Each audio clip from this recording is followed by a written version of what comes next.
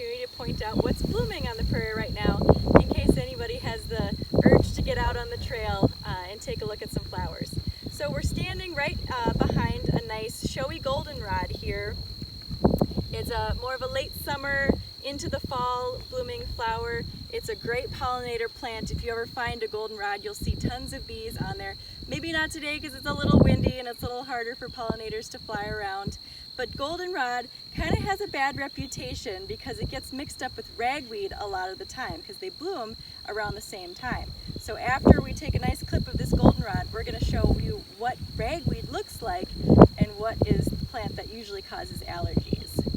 Alright, so here we have a ragweed plant. It's an annual weed that's found pretty much anywhere where there's been some kind of land disturbance. As you can see, the flowers, they're pretty inconspicuous. They don't really turn a color, they kind of stay this green, so it's really hard to tell that they're in bloom, which is why it gets confused with goldenrod a lot, because goldenrod, as you saw, is very showy, very yellow. So people see that yellow color and associate it with allergy problems. Ragweed has very light, fluffy pollen, so it floats up into the air, and so it's really easy to find its way into your nasal passages and causing those allergies.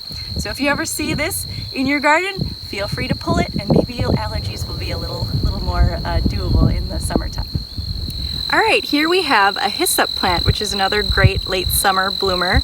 It is in the mint family, and the way you can tell that is because it has a square stem, and typically when you crush the leaves between your fingers, it's very aromatic, so you can definitely tell it's in the mint family.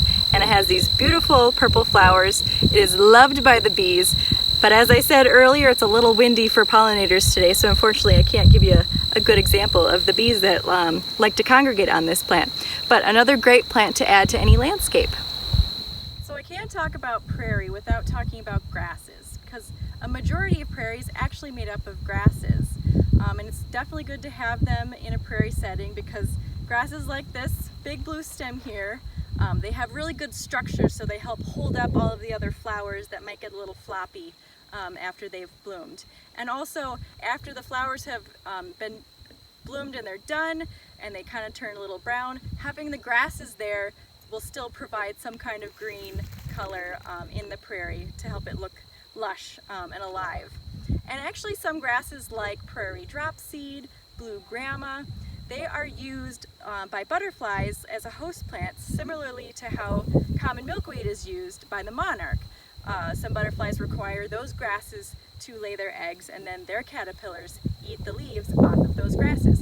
So it's always great to provide good diversity to help support all sorts of different kinds of pollinators, because there's more than just the monarch out there that needs really specialized plants